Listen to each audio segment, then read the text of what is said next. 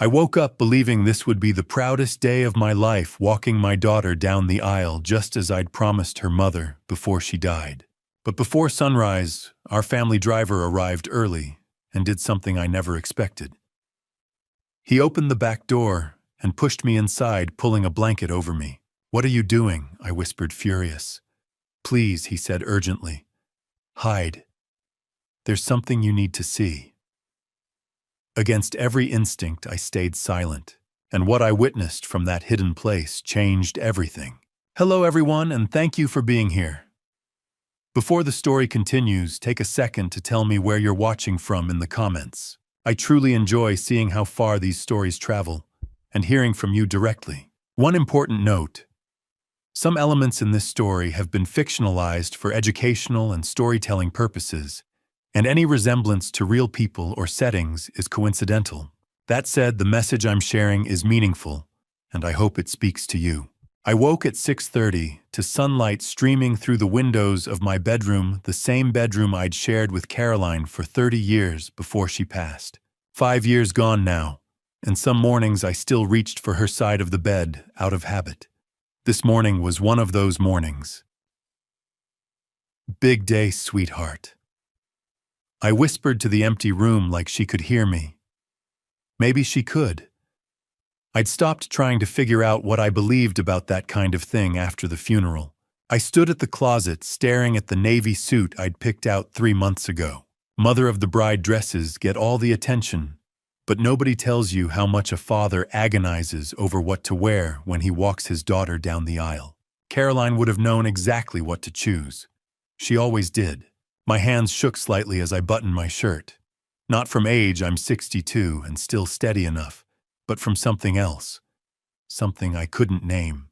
A weight in my chest that had been sitting there since I'd opened my eyes. Downstairs, the house was quiet. Too quiet for a wedding day.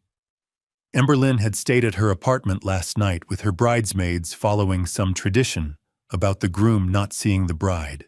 I'd offered to let them use the house, God knows we have the space, but she'd insisted on keeping things simple. Simple, right. I made coffee dark and strong, the way I'd learned to like it during 30 years of early morning business meetings. The machine hissed and gurgled familiar sounds in the familiar kitchen. Everything was exactly as it should be. So why did I feel like I was standing on the edge of something? I carried my cup to the window overlooking the gardens. The May morning was perfect, not too hot, not too cold. The kind of weather you pray for when planning an outdoor wedding reception. The tent company had set up yesterday, white canvas gleaming against the green lawn. Everything was ready. Everything except me. I pulled out my phone, scrolled to a photo from 2 months ago. Emberlyn and Zachary at their engagement party. Her face lit up with joy I hadn't seen since before Caroline died. My daughter happy again. Wasn't that what I'd wanted? Wasn't that what Caroline would have wanted? Protect our girl, Caroline had whispered in the hospital near the end. Her hand in mine so light it barely felt real. Promise me, Pete, no matter what. I promise, I'd said, and I'd meant it. The sound of tires on gravel pulled me from the memory. I checked my watch, 6:55. Martin wasn't supposed to arrive until 7:30. We'd gone over the schedule a dozen times. He'd drive me to the church at 8, give me time to settle in before the ceremony started at 10. But there was his black sedan rolling up the drive 15 minutes early. I set down my coffee and headed for the door. Martin had been with our family for 20 years, since before Emberlyn was born. He'd driven Caroline to the hospital the night she had our daughter. He'd driven me to that same hospital the night Caroline didn't come home. If there was anyone in this world I trusted, besides my own flesh and blood, it was Martin Fuller. He was out of the car before I reached the front steps. The morning sun caught the silver at his temples, when had he gotten so gray, and I saw something in his face that stopped me cold. Fear. Not the nervous kind, the real kind. The kind that makes a man's jaw tight and his hands clench into fists. "Martin," I called. "Everything okay?" He crossed the distance between us in quick strides, glancing over his shoulder like he expected someone to be watching. When he reached me, he kept his voice low. Mr. Caldwell, I need you to trust me. Of course I trust you. What's going on? Not here. His eyes darted to the windows, the driveway, the trees beyond. Get in the car. Please. Something in his tone made my stomach drop. Martin, you're scaring me. Good, he said quietly. You should be scared, but not of me. Never of me. He'd driven my wife to the hospital when she was dying. He'd held my shoulder at the funeral when I couldn't stand on my own. This man had been a part of my family for 2 decades, and I'd never seen him look like this. What's this about? I asked. Is it Emberlyn? Is she hurt? She's not hurt. Not yet. Martin opened the back door of the sedan.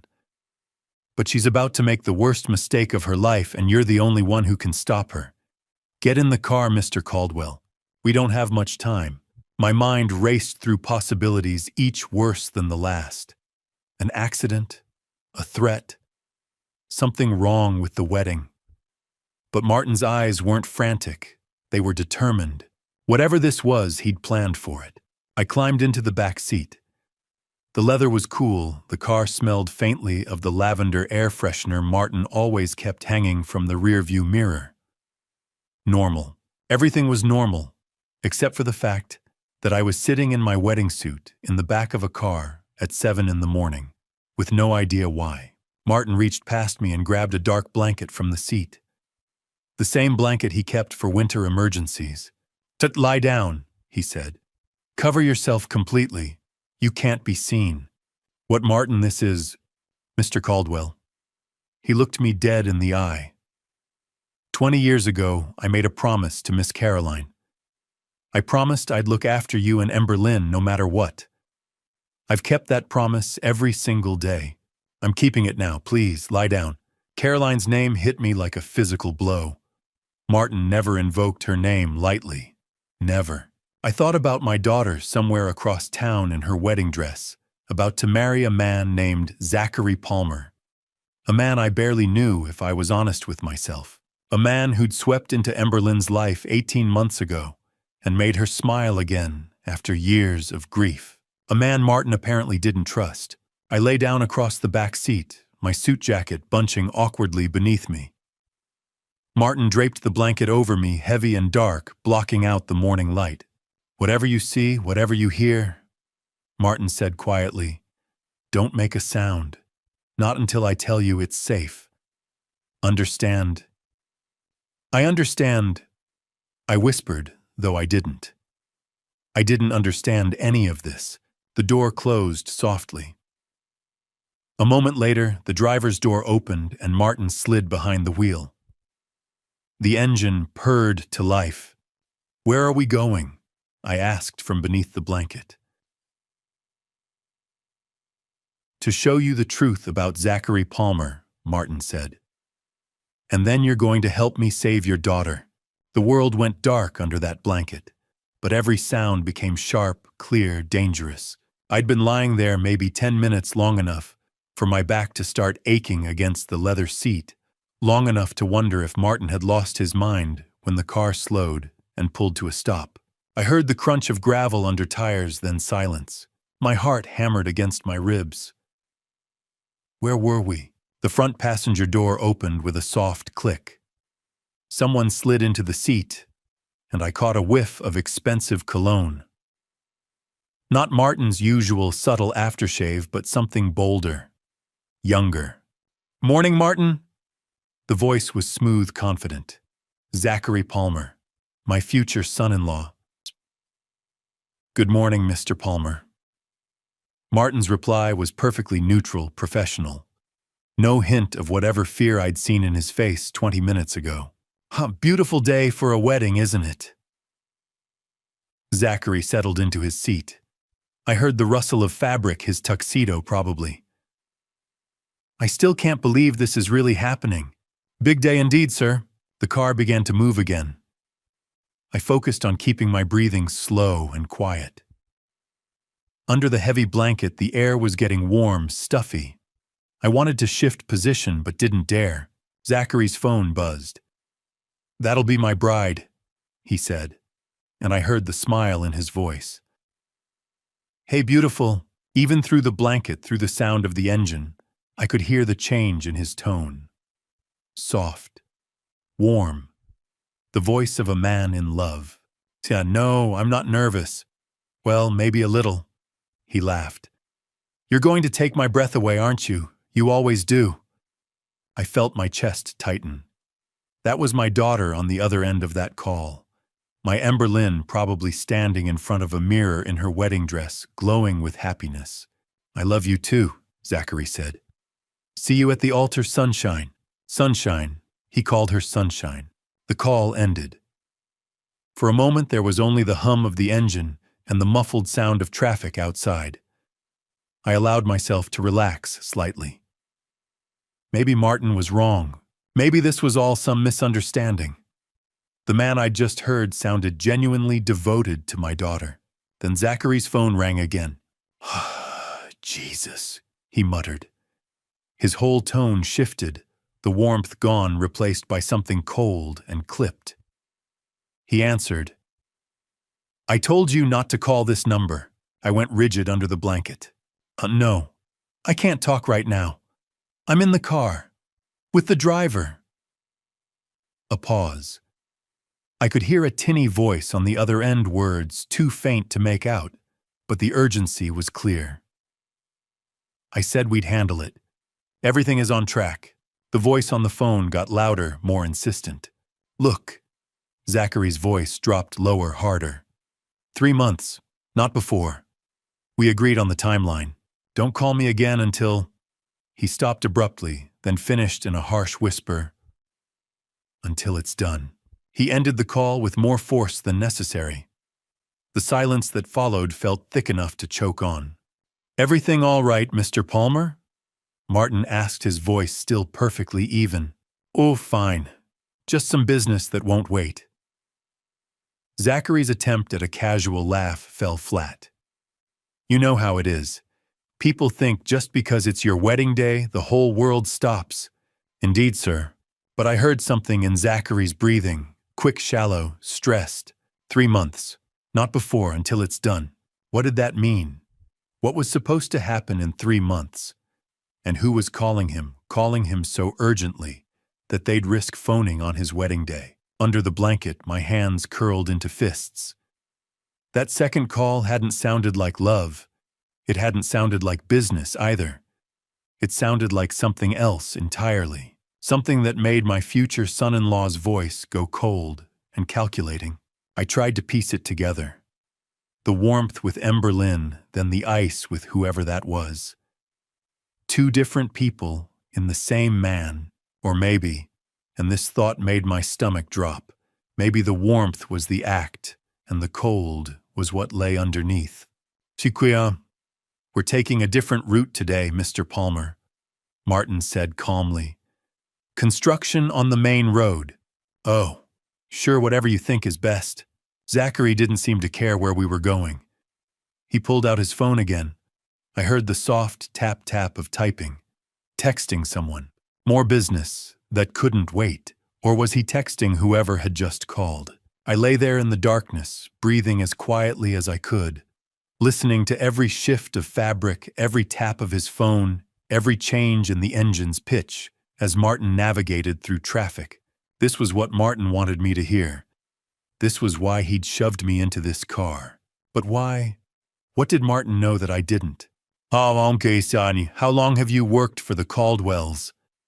Zachary asked suddenly. 20 years this September, sir." "That's a long time. You must be close to the family." "I consider it an honor to serve them." Something in Martin's phrasing made me think of that promise he'd mentioned. The promise he'd made to Caroline. What exactly had my wife asked him to do? "Pete seems like a good man," Zachary continued. "Little old-fashioned, maybe, but solid. The kind of father-in-law who'll want to stay involved, I imagine. Mr. Caldwell loves his daughter very much. I'm counting on that." Zachary's voice had an odd quality I couldn't quite identify. "A man who loves his daughter will do anything to see her happy, won't he?" "I expect so, sir." Good. That's good. The way he said it made the hair on the back of my neck stand up.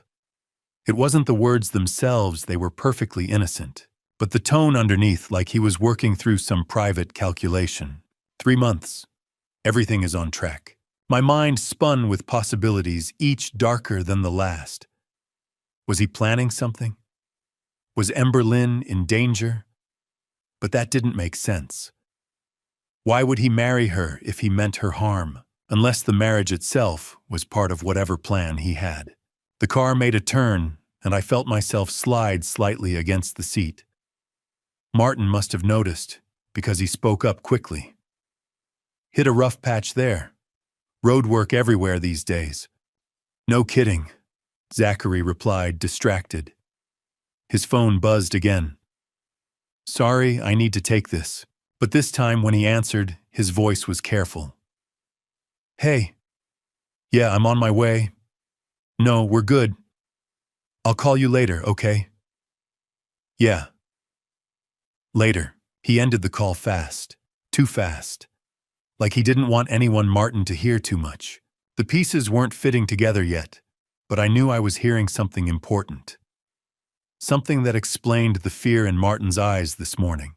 In the darkness under that blanket, with nothing to go on but sounds and fragments of conversation, I felt dread pooling in my gut like cold water. 3 months, not before, until it's done. What was going to happen in 3 months? And what did it have to do with my daughter's wedding day? I didn't have answers yet, but I knew with a certainty that made my chest ache that Martin was right to be afraid. 3 months on track for what my stomach twisted with a dread I couldn't name yet. 20 minutes into what should have been a straight shot to St. Benedict's Cathedral.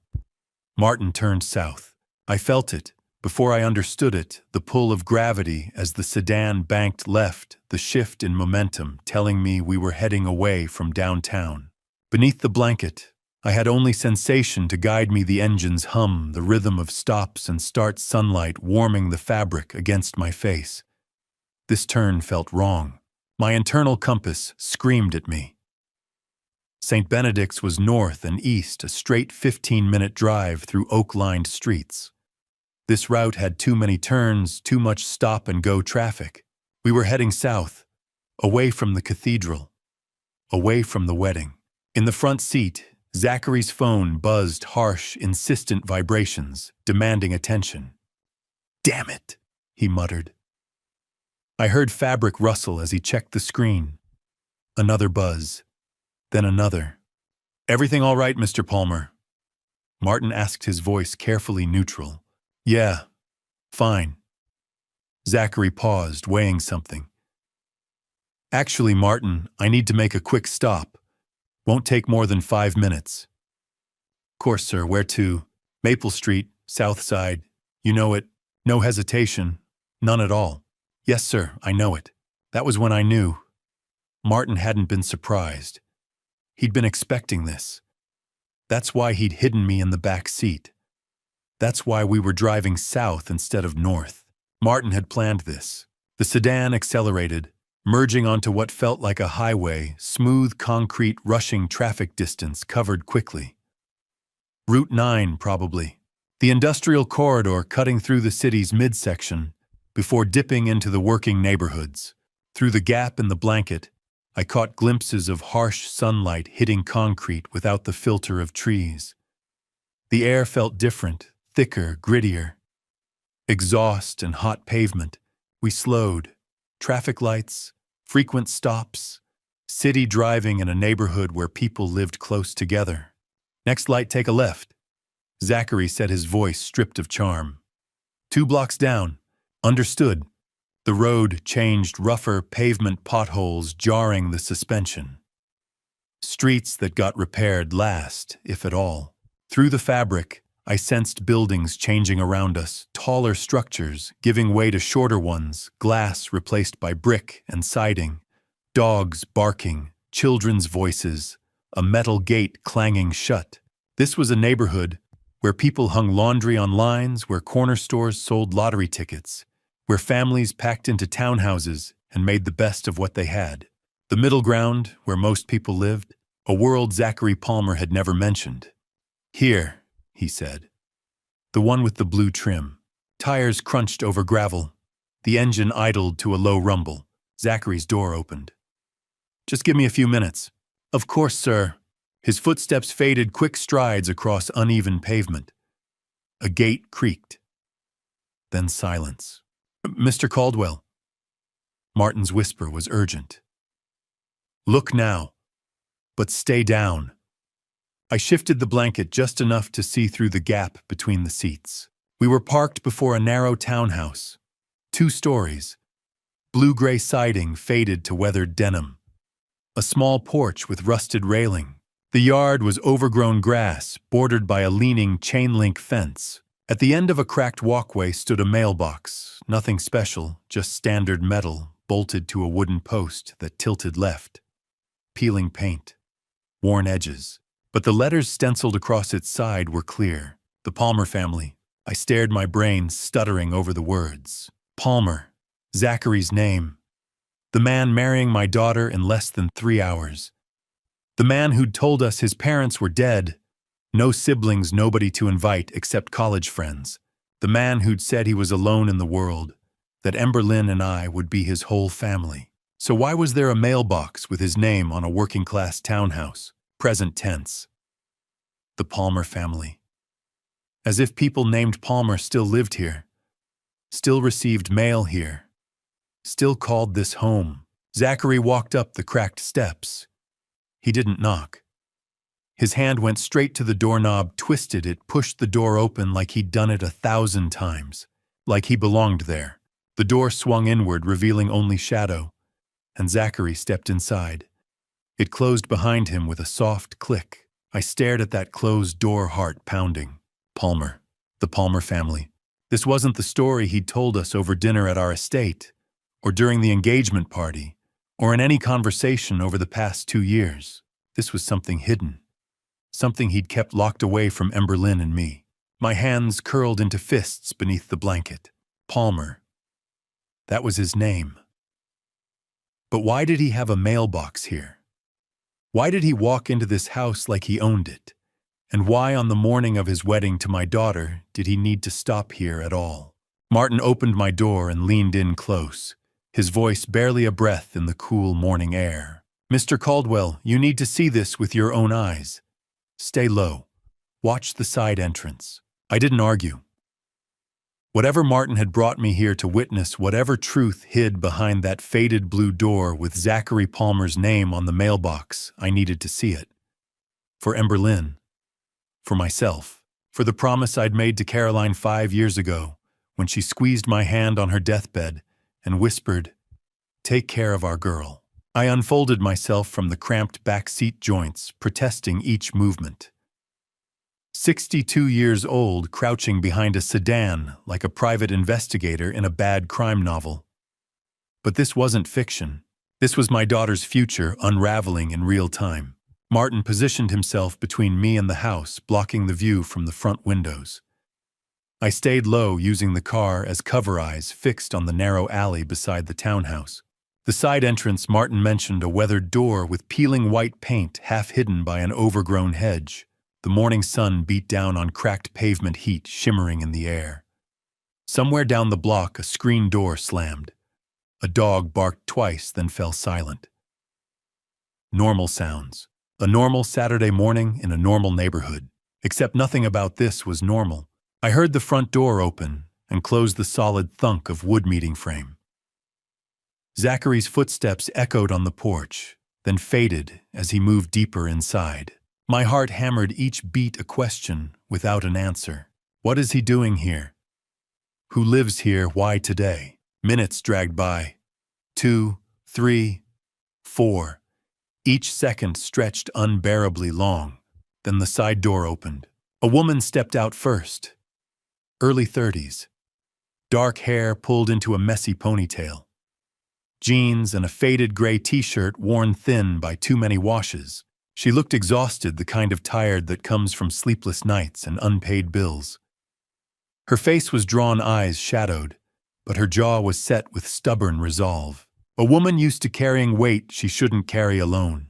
She crossed her arms defensively and turned back toward the open doorway. Zachary, please. You can't keep doing this.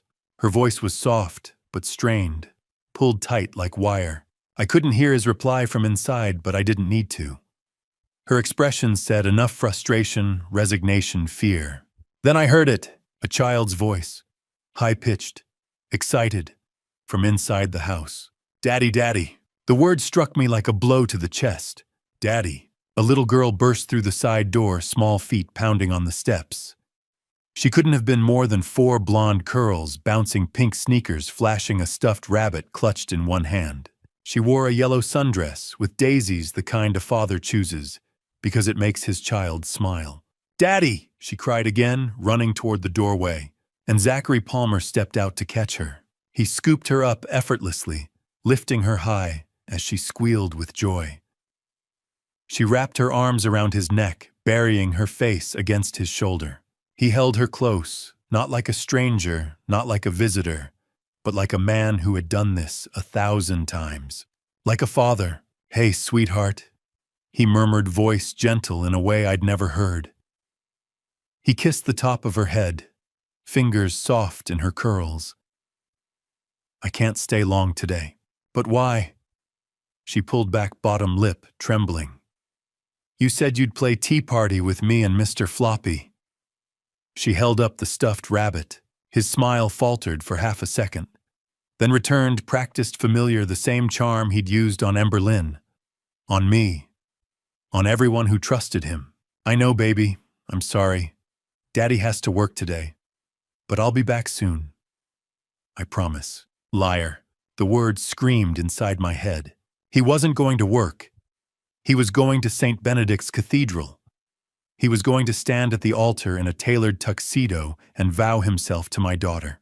Promise her forever, while this child waited at home for a father building a second life. The woman, his wife, she had to be stepped closer, arms still crossed. Zach, we need to talk about. Not now, Marley. His voice sharpened, warmth draining instantly. He set the child down, gently ruffling her hair. Mia, go inside and finish breakfast. Mommy and I need a minute. Mia. Her name was Mia. She hesitated. Sensing tension, then ran back inside, Rabbit trailing behind her. Marley watched her disappear, then faced Zachary again, voice low and urgent. You can't keep lying to her. She asks about you every day. She doesn't understand why you're gone. I'm handling it. Handling it. Her voice cracked. You're getting married today. To someone else. How is that handling anything? My breath caught. She knew. About Emberlyn, about the wedding, everything. Zachary glanced around, scanning the street, fear flickering. His eyes passed Martin's sedan past me without stopping. I stayed frozen, heart pounding. I told you the plan, he said coldly.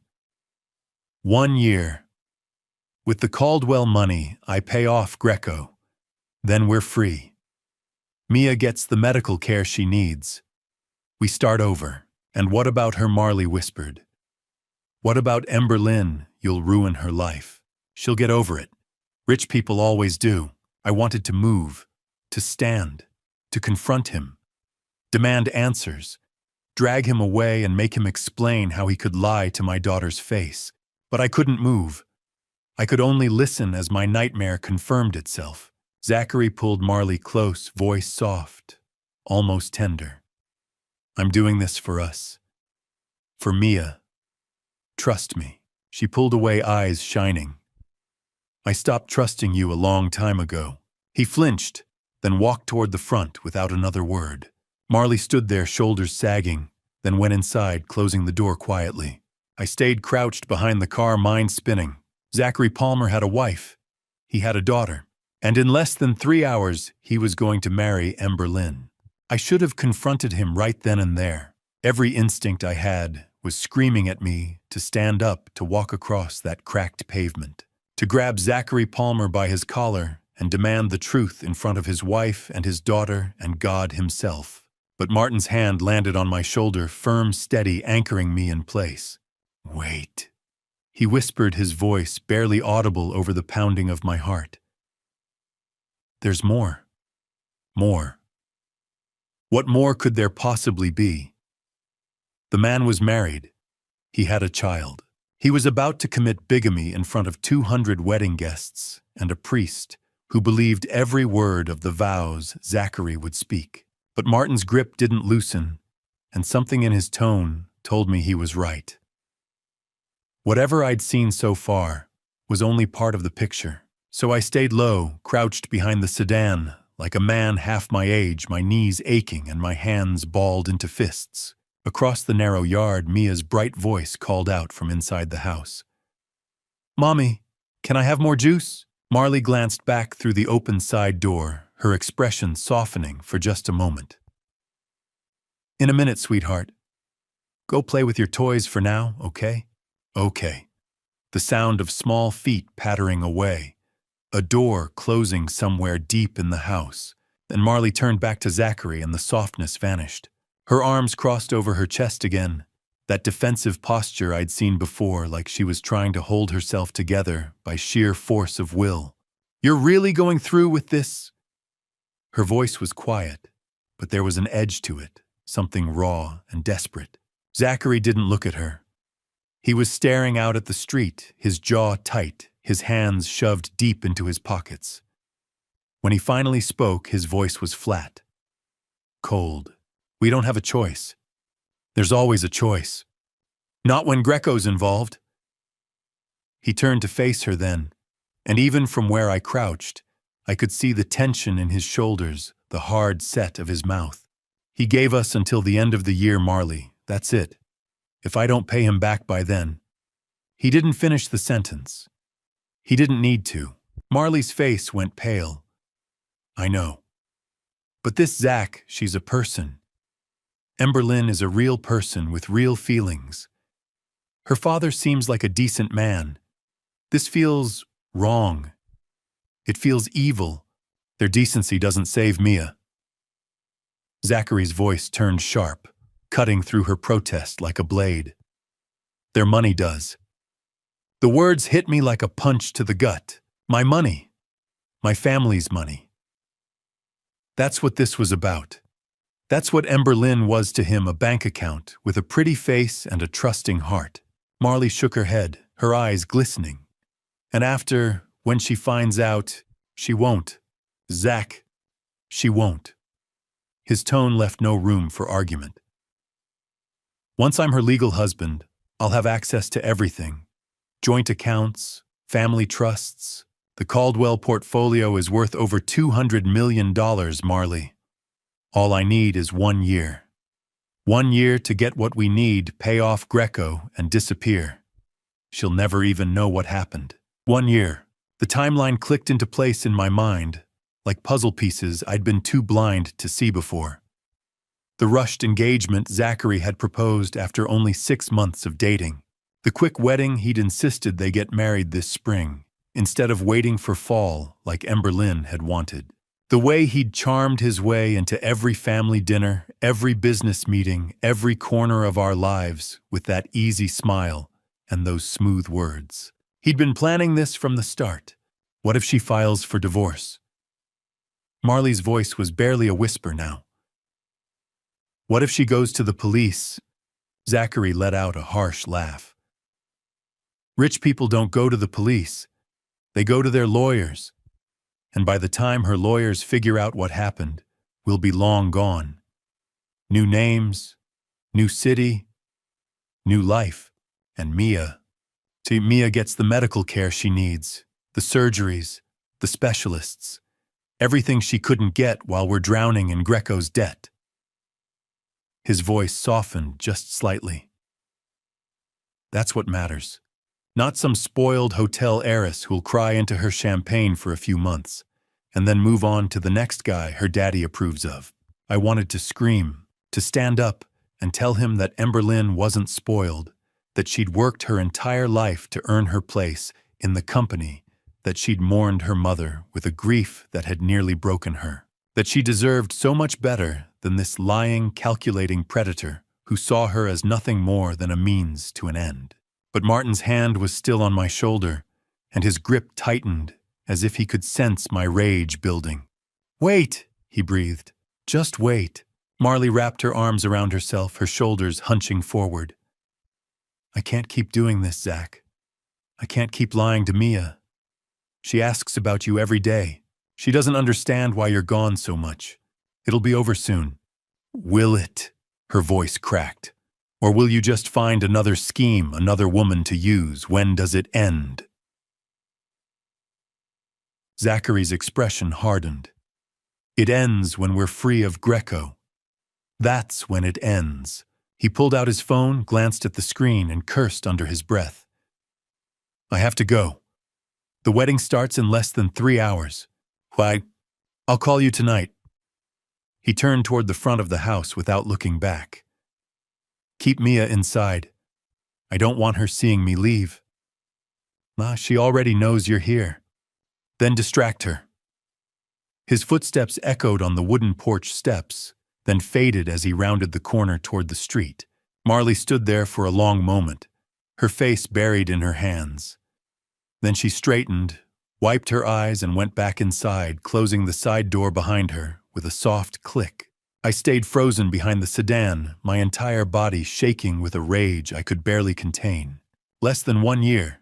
That's how long Zachary Palmer had planned to stay married to my daughter. Less than 1 year to drain our family's accounts, pay off his debts, and vanish with his real wife and child, leaving Emberlyn with nothing but betrayal and a broken heart. My hands were still clenched into fists, my nails digging into my palms hard enough to draw blood. I wanted to chase him down, to drag him back here and make him confess everything, to call the police, the FBI, anyone who could stop this nightmare before it was too late. But Martin's voice cut through the haze of my anger. Mr. Caldwell. Quiet. Steady. There's more you need to know. Get back in the car. I turned to look at him, my vision blurring with fury. More. What else could there possibly be? Martin's face was grim. The worst part, after Zachary finished speaking with Marley and headed back toward the street, Martin moved fast. Mr. Palmer, he called, stepping around the sedan with practiced ease. I'm sorry, sir, but there's an issue with the car. The engine's making a strange noise. I don't want to risk breaking down on the way to the cathedral. Zachary stopped short, irritation flashing across his face. Today? Are you serious? I apologize, sir. It just started. Martin gestured toward the hood. With the wedding in less than 2 hours, I don't want to take any chances. Why don't you call a rideshare? I'll get this checked out and meet you at St. Benedict's. Zachary pulled out his phone, jaw tight. Fine. But if this makes me late... It won't, sir, I promise. Within minutes, a black SUV pulled up to the curb. Zachary climbed inside without another word. The vehicle drove off and disappeared around the corner. The moment he was gone, Martin turned back to the sedan, where I was still crouched behind the rear door, my heart slamming against my ribs. That was quick thinking, I said, my voice hoarse. Martin's expression remained grim. Get in, Mr. Caldwell. There's something else you need to see. I slid into the back seat, my legs stiff after being cramped so long. When the door shut, sealing us inside the quiet shell of the car, Martin reached into his jacket and pulled out his phone. There's more, he said. His voice was steady, but his eyes were dark. Something much worse. He unlocked the screen and turned it toward me. The first image was a screenshot of an email. The sender address was nothing but random letters and numbers. Anonymous. Untraceable. The message itself was unmistakable. Target 3 months post-wedding. Priority, make it look like an accident. No traces. $50,000 on completion. My blood turned cold. I read it again and again, trying to force the words to mean something else. Target, 3 months, accident, $50,000. Scroll, Martin said quietly. My hands shook as I swiped. The next image showed messages from an encrypted app, the kind used when people didn't want to be found. Subject leaves estate daily at 7:30 a.m. Takes Route 9 to downtown office. Black sedan. Usually alone except for driver. My schedule, my routine, my life reduced to notes. Tuesdays and Thursdays lunch meeting at Riverside Grill. Walks from parking garage, 2-block stretch, minimal foot traffic, every habit, every weakness. Friday evenings private club on Hamilton Street. Valet parking. Returns to vehicle alone around 10 p.m. The club I'd felt safe in for decades. Keep going, Martin said. I swiped again. A bank transfer record appeared. $10,000 sent from an unfamiliar shell company. The memo line read, "Deposit services pending completion." Deposit. Not payment, meaning the rest would come later, after I was dead. My vision blurred. The phone trembled in my hands. He's planning to. I couldn't finish. Yes, Martin said. Zachary Palmer hired someone to kill you. 3 months after the wedding. Once he's legally married to Emberlyn and has access to the family accounts. Everything snapped into place. The rushed engagement. The sudden wedding. The 1-year timeline Marley mentioned. It was never about staying married. It was about surviving long enough to become a widower. No divorce, no court battles. Just a tragic accident and a grieving son-in-law positioned to inherit everything when the patriarch died. The call this morning, I whispered. In the car. When he said 3 months, that was confirmation, Martin said. He was finalizing the timeline with the person he hired. The memory replayed clearly. Zachary's tense voice. His nervous glance. Everything is on track. 3 months. Not 1 day sooner. Not a business deal. A murder. How did you find this? I asked. I've been watching him for 2 weeks, Martin said. Ever since he started asking questions about your schedule, about your routines, things that didn't make sense. You were spying on him. I installed monitoring software on his laptop when he left it unattended at the estate last week. He didn't flinch. I needed confirmation. I found this yesterday. Does he know? No, it runs quietly. And Marley, I asked. Does she know about this? Martin shook his head. She knows about the fraud, the money, but not this. My hands trembled as I opened my own phone and began photographing each screen. The email, the messages, the bank transfer. One by one, evidence, proof that Zachary wasn't just a liar or a thief. He was planning murder. Click, another photo, click, another. I documented every word, every detail. Mr. Caldwell, Martin said gently. Are you all right? I wasn't. How could I be? My daughter's fiancé had ordered my death. Every smile, every dinner, every handshake had been part of a countdown. But I nodded. I have everything. Good. We'll need it. I stared at the screenshots once more. At the cold language that turned my life into a target and my death into completion. At the $50,000 assigned to my existence. 3 months. That's how long he planned to wait. 3 months after marrying Emberlyn. 3 months after gaining access. 3 months after securing his position. My daughter would lose her father. She would grieve, and the man who ordered my death would hold her while she cried. The thought made me nauseous. I looked at Martin. He was going to make her a widow. She'd spend her life believing it was an accident. I know, Martin said. We sat in silence. The sun beat against the roof. A door slammed somewhere nearby. A dog barked. Normal sounds. Inside the car, I held proof of a murder-for-hire plot. This wasn't about money anymore. This was far more dangerous. I needed answers. And the woman inside that house was the only person who could give them to me. I need to talk to her. I said, my voice steady despite the adrenaline coursing through my veins. To Marley. Martin's eyes widened slightly. Mr. Caldwell, are you sure Zachary could come back? He won't. Not for a while. He thinks you're fixing the car. I reached for the door handle. I need to understand why. And I need her at that church. Martin hesitated, then nodded. I'll keep watch. I stepped out of the sedan and walked across the cracked pavement toward the blue-gray townhouse. Each step felt heavier than the last, weighted with the knowledge of what I'd just learned. My heart hammered as I climbed the wooden steps to the small porch. I raised my hand and knocked. Footsteps inside. Quick. Light. The door opened, and Marley Palmer stood there, her expression shifting from hope to confusion to something close to panic in the span of a heartbeat. "Zachary, did you forget?" She stopped mid-sentence when she saw me. Her face went pale. "Mr. Caldwell, how did you—" "I know everything." My voice came out harder than I intended. "Now you're going to tell me the truth." For a moment, she just stared at me. Then her shoulders sagged, and something inside her seemed to break. She stepped back, opening the door wider. "Come in." The house was small but tidy. Worn furniture that had seen better days.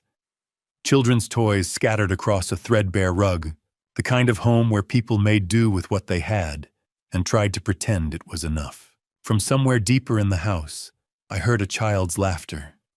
Mia, playing with her toys, oblivious to the nightmare her father had created. Marley closed the door behind me and leaned against it, her arms wrapped around herself like she was trying to hold herself together. "How much do you know?" "Enough. The secret marriage, the plan to steal from my family, the 1-year timeline." I paused, watching her face. "And the part about eliminating me 3 months after the wedding." Her eyes went wide. "What? You didn't know about that part, did you?" She shook her head, her hand flying to her mouth. "Oh my God, no. I didn't." Her voice cracked. "He wouldn't." "Would he?" "He already has. There's a contract. A deposit's been paid." Marley sank into a chair, her face buried in her hands. I knew he was desperate. But I didn't think he'd... She looked up at me, tears streaming down her face. "I'm so sorry. I'm so sorry." "Tell me why," I said. "Tell me all of it." She took a shaky breath and began. "We owe Anthony Greco nearly $500,000. Zachary made bad investments, got in over his head with some startup that crashed. When the money dried up, he went to Greco for a loan. Then Mia was born premature, 2 months early. The NICU bills alone were over $95,000. Specialists, surgeries, equipment." Her voice trembled as she spoke, each word heavy with exhaustion and fear. "Greco gave us a deadline, end of the year. He said if we didn't pay by then, she couldn't finish, but she didn't need to. The threat was clear enough. He'd take Mia," I said quietly. Marley nodded, wiping her eyes. "Zachary panicked. He started looking for ways to get money fast. That's when he found your daughter, at some networking event. He saw an opportunity, a wealthy family, a trusting woman. And he..." Her voice broke. "He saw a way out." I felt sick. Emberlyn had been nothing more than a target, a means to an end. "But you tried to stop it," I said, remembering the pieces Martin and I had overheard. "Didn't you?" Marley's head snapped up, her eyes red and swollen. "Yes. God, yes, I tried. I swear I tried, Mr. Caldwell." She stood and disappeared into another room, returning moments later with a folder. She opened it on the coffee table, spreading out its contents with trembling hands. 3 weeks ago, I sent an anonymous letter to Emberlyn's office, warning her about Zachary, that he wasn't who he said he was. She showed me a handwritten draft, the words shaky but clear. "The man you're about to marry is hiding something. Please investigate before it's too late." 2 weeks ago, I called her. I got through to her assistant, said it was urgent. But before I could say more than a few words, Zachary came home early. He heard me on the phone. He twung. She touched her wrist, and I saw the faint shadow of an old bruise. He took the phone, deleted the call log, told me if I ever tried again, I'd never see Mia, That he'd take her and disappear, and I'd spend the rest of my life wondering if she was alive. My hands curled into fists. Last week I tried to send an email from the library, but Zachary has spyware on my computer, on my phone. He knew within hours. He deleted the draft before I could send it. She pulled out a phone showing me her deleted items folder, an unsent email to Ember Lynn's personal address, a warning that never made it. I kept copies, Marley whispered. Everything. The letter. The phone records showing I called her office. The email draft. I knew if something went wrong, I'd need proof that I tried. She reached into the folder and pulled out more documents. A marriage certificate with her and Zachary's names, dated 5 years ago. Photos of them together, younger, happier before Greco, and debt and desperation had twisted everything into this nightmare. I have everything here, she said. Proof of our marriage. Proof that Mia is his daughter. Proof that I tried to warn your daughter and he stopped me. Her voice broke. I wanted to save her. I wanted to protect her from him, but I couldn't. I was too afraid of losing Mia. I looked at the folder at the evidence of a woman trapped between her child and her conscience. She'd tried. In her own terrified way, she'd tried to stop Zachary. And Ember Lynn had never known. Did Ember Lynn ever see the letter? I asked. Marley shook her head. I don't know. Maybe her assistant threw it away. Maybe she thought it was a prank. I never heard back. The anonymous warnings. The strange call that never went through. Ember Lynn had probably dismissed them as wedding jitters or jealous rivals. She'd never known how close someone had come to saving her. I met Marley's eyes. You're going to come to the church. With Mia. With that folder. This ends today. She looked terrified. He'll kill me. He's already planning to kill me. And he's about to destroy my daughter's life. I kept my voice firm. You have a choice, Marley. Help me stop him, or let him turn Ember Lynn into a widow and leave you and Mia with nothing but guilt. For a long moment, she said nothing. Then slowly, she nodded. Okay, we'll come. I looked at the folder again. At the proof of Marley's desperate attempts to save a woman she'd never met. At the evidence that my daughter had been warned and had never known it. She'd tried to save Ember Lynn, and my daughter had ignored every warning. By the time we left Maple Street, it was nearly 8:45.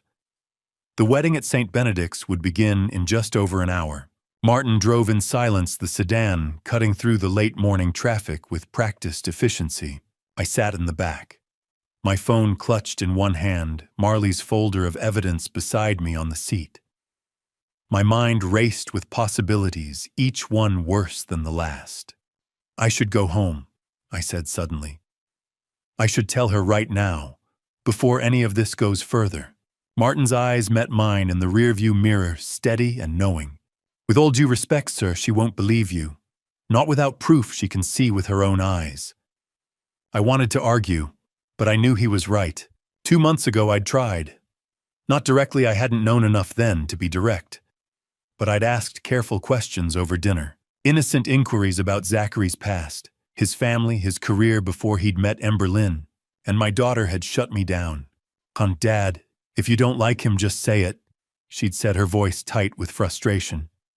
But don't make up reasons to push him away. I love him. And I thought you'd be happy for me.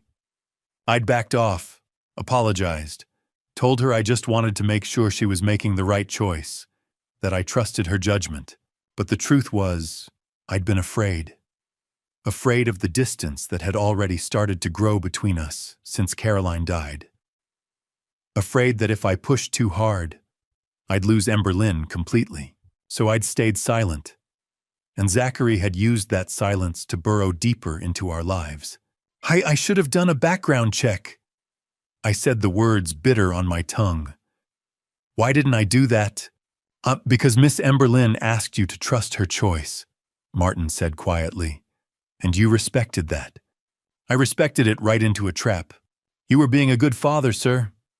Zachary Palmer is a professional liar. He's fooled everyone. I looked out the window at the familiar streets of our neighborhood, the tree-lined avenues, the manicured lawns, the world where people like Zachary Palmer weren't supposed to exist. You suspected something, I said. Didn't you? Martin hesitated, then nodded. 2 weeks ago, I started noticing inconsistencies. Small things. The way he asked questions about your routine. His interest in the family's financial structure. So I took it upon myself to investigate. Without telling me, I needed to be certain before I brought it to you, sir. I've been with your family for 20 years. I wasn't about to accuse your daughter's fiancé without solid proof. 20 years. Martin had been there when Emberlyn was 10, when Caroline was diagnosed, when we'd buried her 5 years ago, and Emberlyn had clung to my arm at the funeral, both of us trying not to fall apart. He'd earned the right to protect us. Even from threats I'd been too blind to see. She won't believe me if I tell her alone, I said more to myself than to Martin. She'll think I'm jealous, or controlling, or trying to ruin her happiness. Yes, sir. But if she sees it herself, Marley Mia, the marriage certificate, all of it in front of everyone at the church, she'll have no choice but to accept the truth. The plan crystallized in my mind. Brutal. Public. Devastating, but necessary. I pulled out my phone and started making calls. First, my lawyer. Douglas Whitmore had been handling the Caldwell family's legal affairs for 30 years. He picked up on the second ring. Doug, I need you at St. Benedict's Cathedral, before the wedding, with a legal team. I'll explain when you get there, but this is urgent. His voice was sharp with concern, but he didn't ask questions. I'll be there in 20 minutes. Next, the police. I explained the situation as clearly as I could, bigamy fraud, a potential threat to my life. The detective on the line promised to send officers to the church discreetly. We'll coordinate with you, Mr. Caldwell, but we'll need solid evidence. You'll have it. Finally, I called Marley. She answered on the first ring, her voice shaky. Mr. Caldwell, you and Mia need to come to the church. Use the back entrance on Hamilton Street. 9:45. I'll have someone waiting to bring you inside. I'm scared. I know. But this is the only way to protect your daughter. And mine. She was quiet for a long moment. Then, we'll be there. I ended the call and leaned back against the seat, closing my eyes. A memory surfaced unbidden and sharp. Caroline. 5 years ago. Lying in a hospital bed, her face pale, her hand so small and fragile in mine. The cancer had taken so much from her already.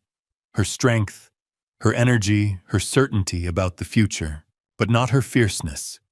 Not when it came to Emberlyn. Pete, she'd whispered, her voice hoarse. Promise me something. Anything. No, protect our girl. Even when she doesn't understand. Especially when she doesn't understand. I'd squeezed her hand, fighting back tears.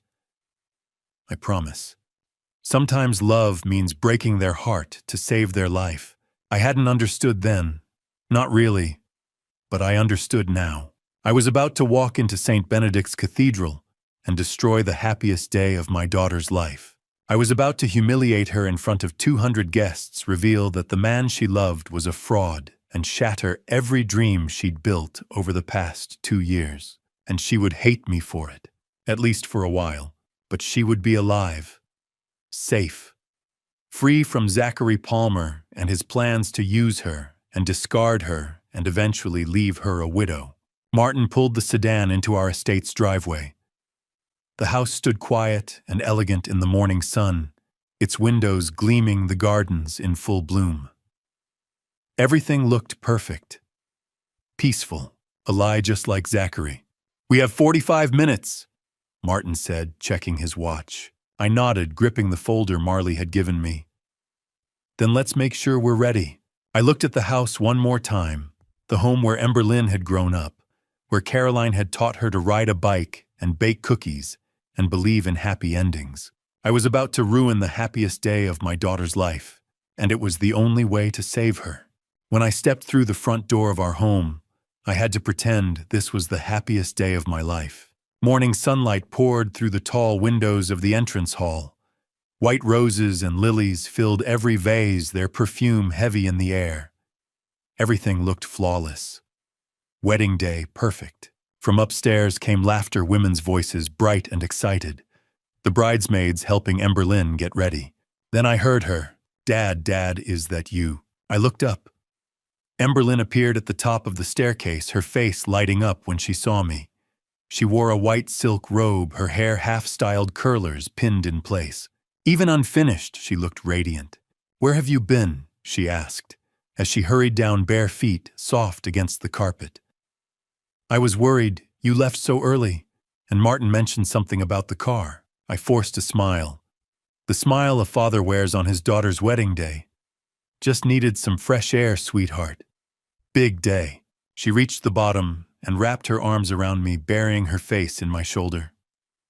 I held her tighter than necessary, memorizing the feel of her knowing what I was about to do. "I'm so nervous," she whispered. "But I'm happy, Dad.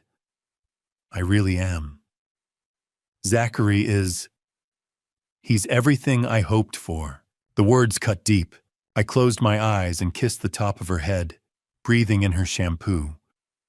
Lavender and vanilla, the same scent Caroline used to buy when Emberlyn was little. "I know, honey." She pulled back, eyes shining. "I just wish Mom could be here today. She would have loved this." My throat tightened. I brushed a strand of hair from her face the way I had since she was a child. "She is here," I said softly, "always with us." Emberlyn's smile trembled. "You really think so?" "I know so, and she'd want me to protect you." Emberlyn, a bridesmaid, called from upstairs. "We need you hair and makeup." Emberlyn laughed and wiped her eyes. "Coming." She turned back to me, glowing. "I have to finish getting ready. You'll walk me down the aisle, right, like we practiced. I wouldn't miss it." She hugged me again, quick and fierce. "I love you, Dad." "I love you too," I said. "More than you know." She kissed my cheek and ran upstairs, the white silk robe fluttering behind her. I stood there watching her disappear around the corner. In less than 2 hours, I was going to break her heart. I would stand before 200 people and expose the man she loved as a liar, a bigamist, a criminal planning to steal from our family, and worse. I would destroy this beautiful moment publicly and completely. She would hate me. Maybe not forever. Maybe one day she'd understand I'd done it to save her, to protect her from a man who saw her as nothing but a bank account. But right now she loved him. She believed in him. She'd built her future around becoming his wife. I moved through the house like a ghost. Past the dining room where Zachary had shared meals with us. Past Caroline's study, her books still lining the shelves, her glasses resting where she left them. Past the living room where 3 months ago Zachary had knelt and proposed while I watched my daughter's face light up with joy. I had said yes, shaken his hand, welcomed him into our family, because I trusted Emberlyn, because I wanted her happy, because I was afraid of asking questions that might push her away. Now I was paying for that trust. I stopped before the portrait in the hallway. Caroline and me on our wedding day. She wore white lace holding peonies. I wore a tuxedo slightly too big and a nervous smile. We were young. Certain love was enough. "I'm sorry," I whispered. "I should have seen it sooner." Her painted smile didn't change. Her eyes, Emberlyn's eyes, looked back at me. Sometimes love means breaking their heart to save their life. I checked my watch. 9:20. 40 minutes until the church. 40 minutes until everything changed. Upstairs, laughter continued. Music played. Bridesmaids talked about flowers and photos and how beautiful Emberlyn looked. She had no idea. For these last minutes, I would let her believe. Let her have this final moment of joy. Once I stood up in that church, her world would shatter. She would see me not as her protector, but as the man who ruined her happiest day. But she would be alive. She would be safe. And someday, God willing, she would forgive me. I turned from Caroline's portrait and walked toward my study to change into my tuxedo. In less than 2 hours, I would break my daughter's heart. But right now, I would let her have this moment.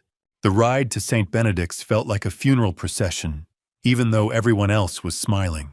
I sat beside Emberlyn in the back of the white limousine, watching the city drift past through the tinted windows. She held her bouquet of white roses and baby's breath in her lap, fingers trembling slightly against the silk ribbon. She looked breathtaking. The wedding dress Caroline and I had helped her choose fit her perfectly, lace sleeves, a sweetheart neckline, a long train meant to glide down the cathedral aisle like something from a fairy tale.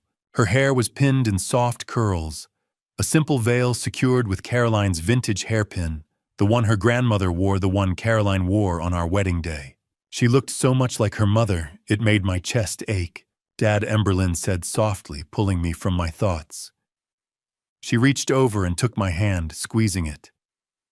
My hands are shaking. Is that normal? I looked at our joined hands, hers small and delicate, mine rough from decades of work. I could feel her pulse racing beneath her skin. Completely normal, sweetheart. Silence settled between us, filled only by the hum of the engine and distant traffic. The driver guided us through familiar streets, carrying us closer to St. Benedict's Cathedral, closer to the moment everything would collapse. Dad, Emberlyn said again, quieter now. Do you like Zachary? I mean, really like him? The question struck hard. I turned to her and saw the vulnerability in her eyes, the same look she'd worn as a child, asking if she was good enough, smart enough, lovable enough. She needed reassurance, and I couldn't give it. What matters, I said carefully, is that you're happy. Her brow furrowed. That's not what I asked. No, it wasn't.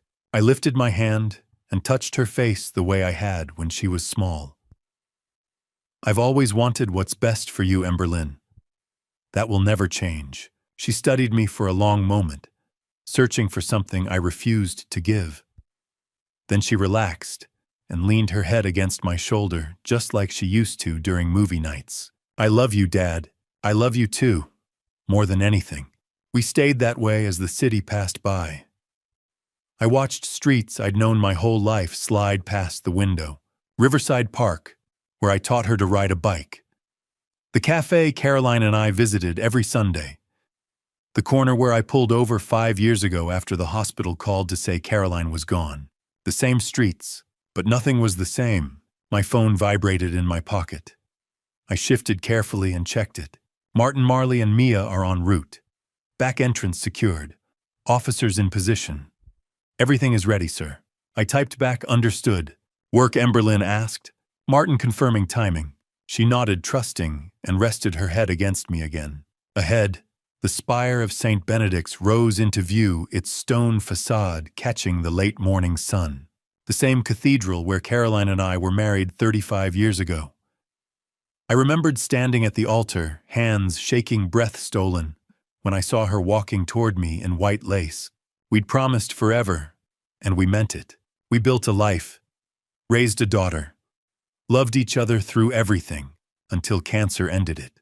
Now Emberlyn was about to stand at that altar with a man who planned to betray her. Not if I could stop it. The limousine slowed near the cathedral. Guests gathered on the steps. Photographers adjusted lenses. Curious strangers paused to watch. 200 guests, 200 witnesses, 200 people about to watch a dream shatter. We're here, Emberlyn whispered, sitting up. She smoothed her dress, checked her veil in the mirror tucked into her bouquet. Oh, God, this is really happening. Yes, I said. She turned to me, eyes shining with tears she believed were joy. Thank you for everything, for raising me, for supporting me, for always protecting me. The words cut deep. I cupped her face, looking into Caroline's eyes, memorizing this moment. I love you, Emberlyn. No matter what happens today, no matter what you think of me after this, I love you more than my own life. She smiled, confused by my intensity, but too happy to question it. I know, Dad. I love you too. The driver opened the door. Sound rushed in, laughter, music, camera shutters. We'd stopped at the side entrance, away from the crowd. Emberlyn gathered her dress, preparing to step out. I watched her for one final second.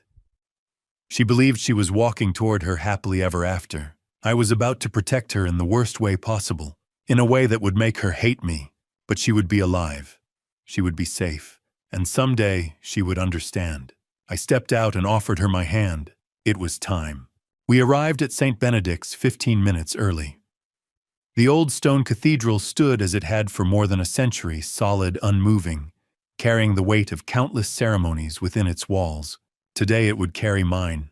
The Gothic structure rose against the late morning sky, its spire reaching upward like a prayer carved in stone. Stained glass windows depicted angels, saints, and moments of divine mercy, their colors softened by the light filtering in from outside. Thick stone walls kept the air cool even on warm days like this. Inside, the cathedral had been transformed. White roses and lilies lined the aisle, their fragrance blending with candle wax and old wood. Hundreds of candles flickered in polished brass holders, casting gentle shadows along the vaulted ceiling above. Everything looked perfect, beautiful, exactly as Emberlyn had imagined. Guests were beginning to arrive, business associates in tailored suits, longtime family friends in their finest clothes, distant relatives I hadn't seen in years. They smiled and nodded as they took their seats, whispering softly, admiring the flowers and the setting, commenting on how lovely Emberlyn would look as a bride. None of them knew what was coming. I guided Emberlyn toward the bride's preparation room, a small chamber off the main sanctuary, where she could make her final adjustments. The bridesmaids were already there, laughing, fixing her veil, making sure every curl was perfect. "I'll see you out there, sweetheart," I said, kissing her forehead. She squeezed my hand, eyes shining. "I love you, Dad. I love you too." I left her surrounded by excitement and certainty and walked back into the sanctuary. The space felt larger now, emptier despite the growing crowd. I made my way down the aisle toward the front pew reserved for the father of the bride. My footsteps echoed against the stone floor, each step drawing me closer to the altar. The same altar where Caroline and I had stood 35 years ago, promising forever. The same altar where her casket had rested 5 years ago, surrounded by flowers just like these. While Emberlyn and I sat in this same pew, trying to understand how the world could keep moving when ours had stopped. "Pete," a familiar voice called.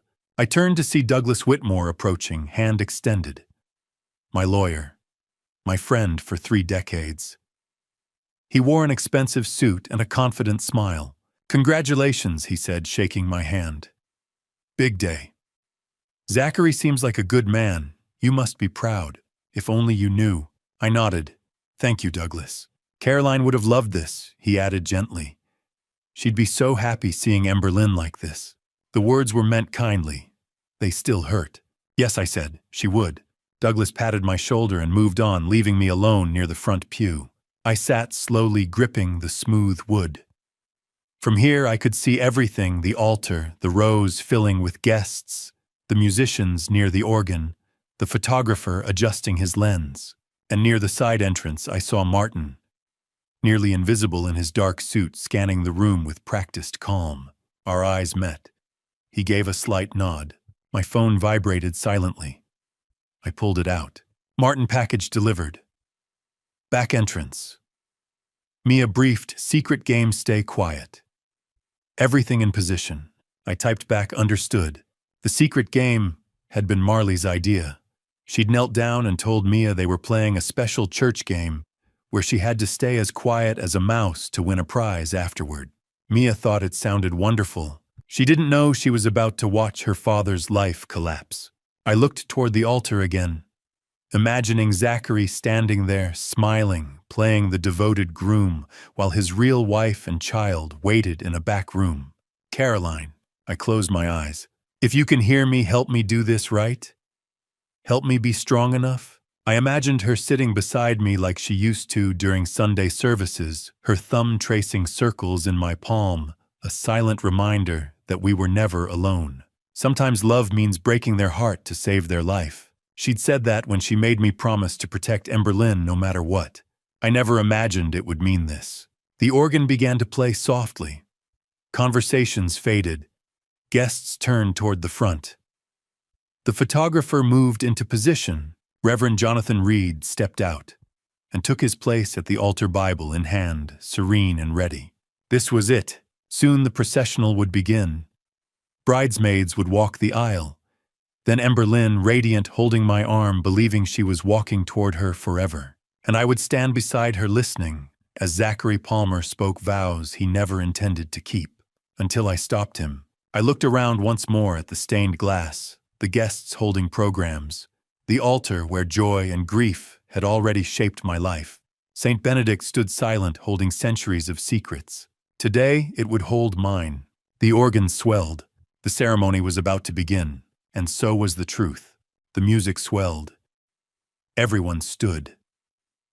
Zachary Palmer stepped into view from the side entrance, looking like every father's dream son-in-law. The black tuxedo fit him perfectly tailored, elegant, expensive. His dark hair was styled just right, not a strand out of place. And that smile, that practiced, confident smile that had charmed Emberlyn, charmed me, charmed everyone who'd ever met him. He looked like a man in love, a man about to marry the woman of his dreams. He looked like a lie. Jason Hartley followed a step behind Zachary's best man, a college friend he'd introduced us to 6 months ago. Jason wore a matching tuxedo and a supportive grin, playing his part in this performance perfectly. Zachary took his place at the altar, standing beside Reverend Jonathan Reed. He adjusted his tie, clasped his hands in front of him, and turned to face the center aisle. Waiting, anticipating. The picture of a nervous groom on the happiest day of his life. I wanted to stand up right then, to shout the truth across the cathedral, to end this before it went any further.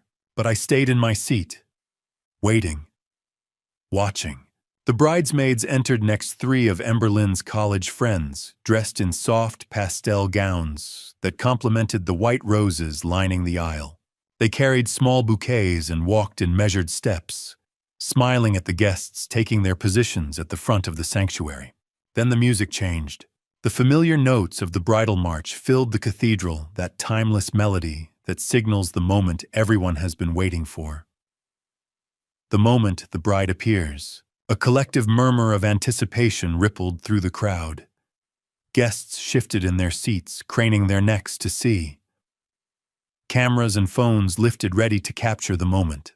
The massive wooden doors at the back of the cathedral swung open, and there she was. Emberlyn stood framed in the doorway, backlit by the morning sun streaming through the entrance. Her wedding dress was everything she'd dreamed of, white lace and silk, elegant and timeless, with a train that would sweep down the aisle behind her like something from a fairy tale. Her veil cascaded down her back, held in place by Carolyn's vintage hairpin. The same one her mother had worn, the same one her grandmother had worn before that. She held a bouquet of white roses and lilies, her hands trembling slightly, and she was smiling, radiant, glowing with a happiness so pure and genuine it made my chest ache. She looked so much like Caroline on our wedding day, so beautiful, so full of hope and certainty and love. I stood and moved toward her, offering my arm. Our eyes met, and for just a second, I saw the little girl who used to hold my hand crossing the street, who used to climb into my lap when she had bad dreams, who used to believe her daddy could fix anything. "Ready, Dad?" She whispered, her voice shaking with emotion. My throat tightened. I couldn't speak, couldn't trust my voice. So I just nodded and forced a smile. "Always," I finally managed to say. She tucked her hand into the crook of my elbow, and together we began the long walk down the center aisle. Every step felt like moving through water. Time seemed to slow, each moment stretching out, giving me too much time to think, to notice, to remember. I saw familiar faces as we passed, business partners I'd known for decades, friends who'd watched Emberlyn grow up, distant relatives who'd come from out of state for the wedding. They were all smiling, some wiping away tears, all of them believing they were witnessing something beautiful. Cameras flashed. Phones recorded. Everyone wanted to capture this moment, the father walking his only daughter down the aisle to meet her future husband. None of them knew what I knew. None of them had seen what I'd seen. My eyes found Zachary at the altar. He was watching Emberlyn walk toward him, his expression a perfect mask of love and adoration. His eyes were soft. His smile was gentle. He looked like a man who couldn't believe his luck, who couldn't wait to start his life with the woman he loved. Or maybe it was just a performance. The final act before the curtain fell. This is the last time I'll give her to you, I thought, looking at him. The last time. We reached the altar. Reverend Reed stood waiting, his Bible open, his expression warm and welcoming. Zachary stepped forward, his hand extending toward Emberlyn. The Reverend's voice carried across the cathedral, clear and ceremonial. Who gives this woman to be married to this man? This was the moment. The traditional question. The symbolic gesture of a father entrusting his daughter to her new husband. I looked at Zachary, at his outstretched hand, at the confident smile that didn't quite reach his eyes. Then I looked at Emberlyn, at her radiant face, at the trust and love shining in her eyes as she looked at the man she thought would be her husband. I do, I said, my voice carrying across the silent cathedral, and I'm about to take her back. I placed Emberlyn's hand in Zachary's. His fingers closed around hers gently, carefully, like he was holding something precious, like he was holding something he planned to use and discard. Emberlyn squeezed my hand one last time before letting go. I love you, Dad. I love you too, sweetheart. More than you'll ever know. I stepped back and moved to my seat in the front pew, sitting down slowly. From here, I had a perfect view of the altar, of Emberlyn and Zachary standing side by side, their hands joined, of Reverend Reed opening his Bible and beginning the ceremony. "Hantu, dearly beloved," the Reverend began, his voice solemn and practiced. "We are gathered here today in the sight of God and these witnesses to join this man and this woman in holy matrimony." The familiar words washed over the congregation. People settled into their seats, preparing to witness the vows, the exchange of rings, the pronouncement that would make Emberlyn and Zachary husband and wife. I watched Zachary's profile, the way he looked at Emberlyn, the way he held her hand, the way he smiled when she smiled. And all I could think was, in a few minutes, I'm going to destroy this. In a few minutes, everyone in this cathedral is going to know the truth, and nothing will ever be the same again. Reverend Reed spoke of love, trust, and honesty. Every word felt like a knife. Marriage. He began, his voice carrying across the cathedral with practiced authority, is a sacred covenant built upon trust between two people who have chosen to walk through life together. Trust. I looked at Zachary standing at the altar, his hand clasping Emberlyn's, his face a picture of solemn devotion. He's lying to everyone here. It is a bond, the Reverend continued, founded on honesty between two souls who have promised to share their lives, their dreams, and their truth with one another. Honesty, truth. The words hung in the air, heavy with irony. I watched Zachary nod slightly, as if he agreed with every syllable, as if he had any intention of living up to those words. He stood straight, his posture perfect, his expression serious and reverent. The kind of expression a good man wears when he's standing before God and making promises he intends to keep. His hand held Emberlyn's gently, protectively, like she was something precious he would guard with his life. It was a performance, and he was giving the show of a lifetime. I turned my gaze to Emberlyn. Her eyes were bright, shining with unshed tears of joy. She looked at Zachary like he was her whole world, like she couldn't imagine a future without him. Like every word the Reverend spoke was being written on her heart in permanent ink. She trusted him completely, absolutely, and he was about to betray her in the worst way possible. A marriage should not be entered into lightly. Reverend Reed said, his tone growing more serious, or unadvisedly, or without careful thought and consideration, and it should never be entered into with deceit. Deceit. My hands gripped the edge of the pew in front of me, my knuckles turning white. That's exactly what's happening. Every word the Reverend spoke was the polar opposite of what Zachary Palmer represented. Trust, honesty, commitment, devotion, sacred promises made before God. All lies. I'd stood at this same altar 35 years ago, in this same sanctuary, under this same vaulted ceiling. I'd been younger then, nervous, hopeful, terrified, and excited all at once.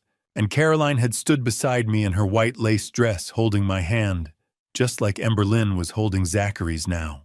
The Reverend back then, a different man, but the same words had asked us to make promises to each other. Promises we'd meant with every fiber of our being. Do you, Peter, take this woman to be your lawfully wedded wife? I do. Do you promise to love her, honor her, protect her in sickness and in health, for richer or for poorer, as long as you both shall live? I do, I promise, and I'd kept that promise.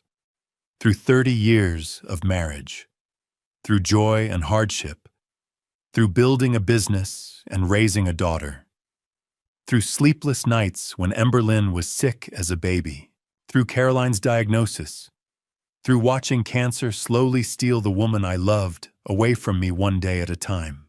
I'd kept my promise until her last breath, until she'd squeezed my hand one final time in that hospital room and whispered, "Take care of our girl."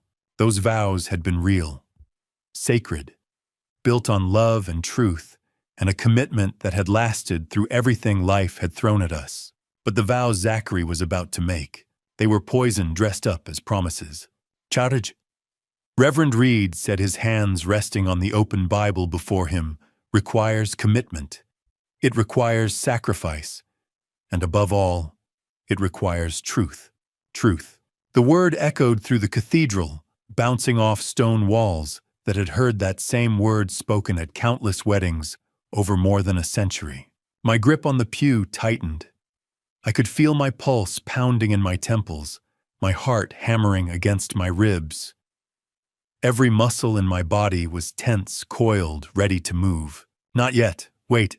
The Reverend paused, his eyes sweeping across the congregation. 200 people sat in those pews, all of them quiet, respectful, waiting for the ceremony to continue. Waiting for the moment when Zachary and Emberlyn would exchange rings and become husband and wife.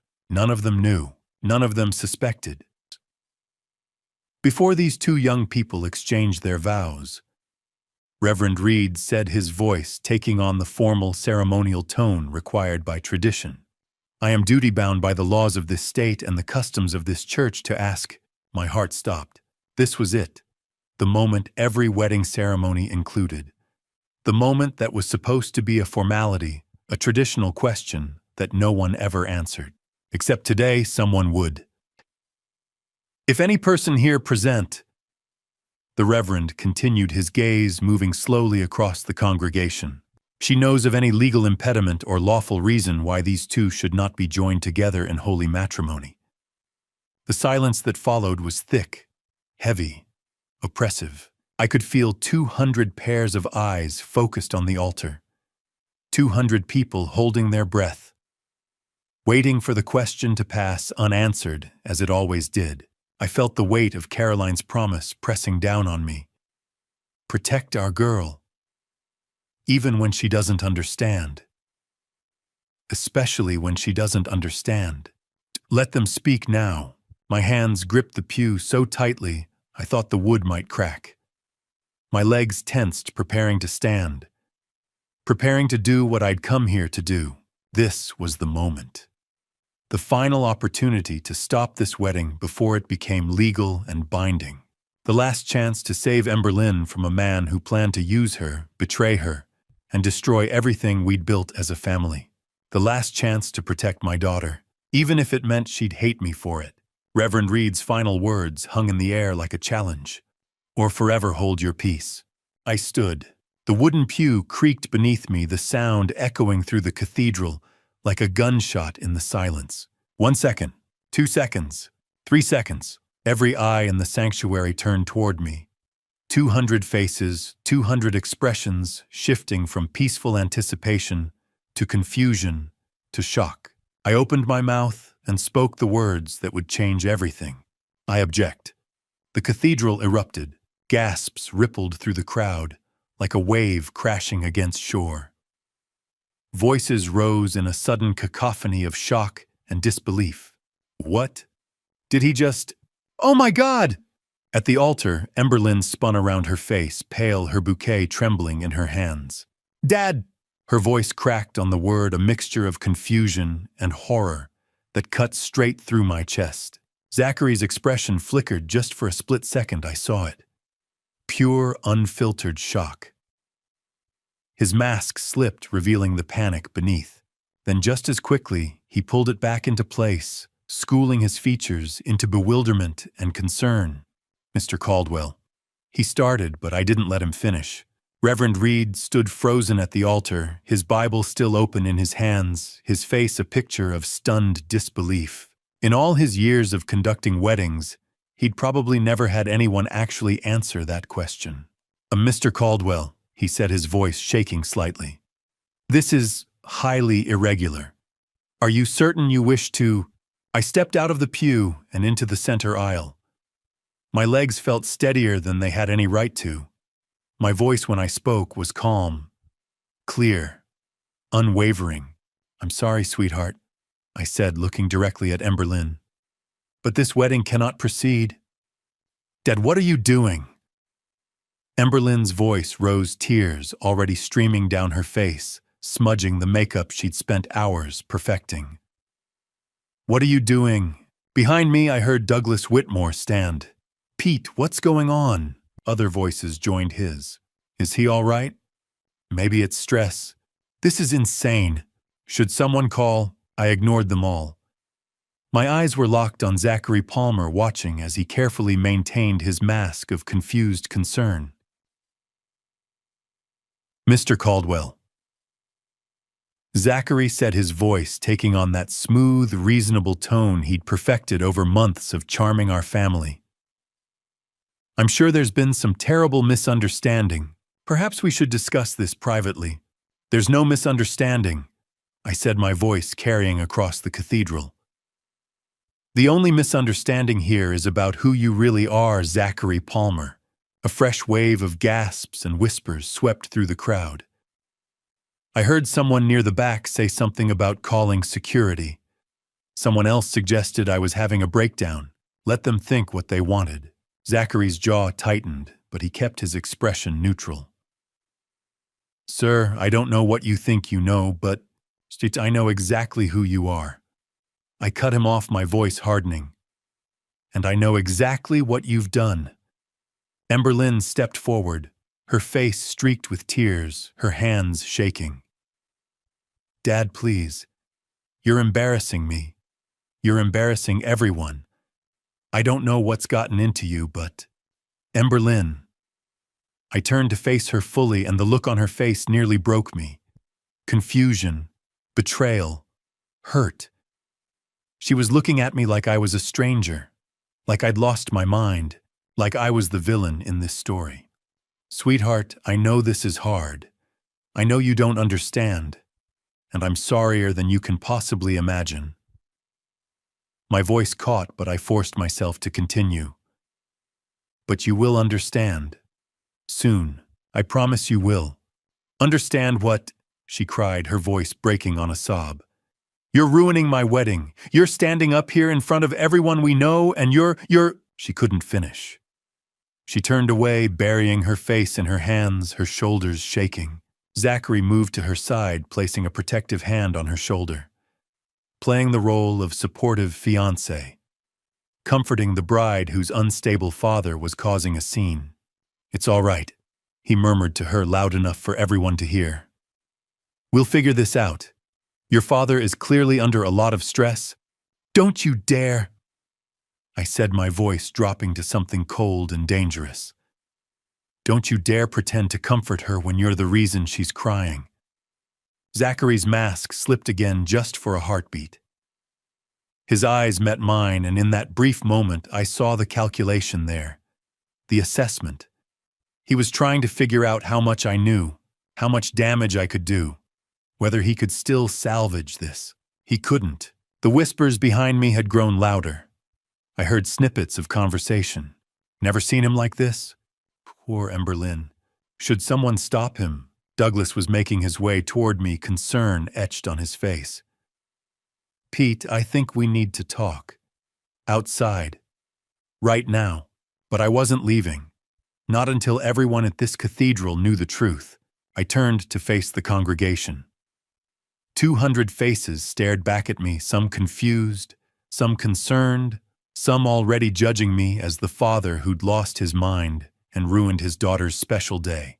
They didn't know yet, but they would. I took a breath and let my voice carry across the stone walls of St. Benedict's Cathedral, across the same sanctuary where I'd married Caroline, where we'd baptized Ember Lynn, where we'd said goodbye to my wife 5 years ago.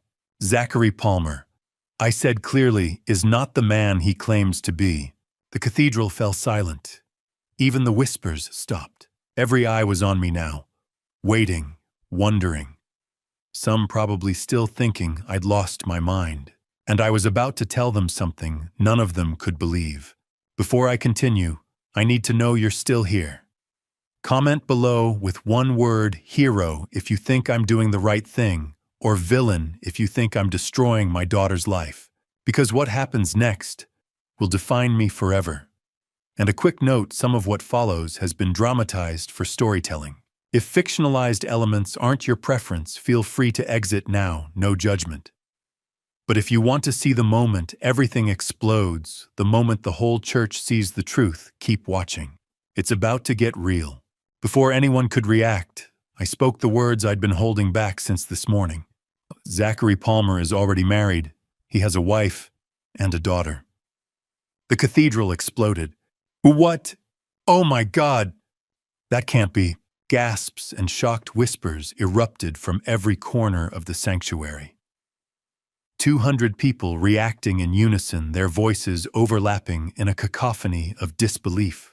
Zachary stepped forward, his face a mask of outrage and wounded dignity. "That is absolutely insane, Mr. Caldwell. I think you're very confused."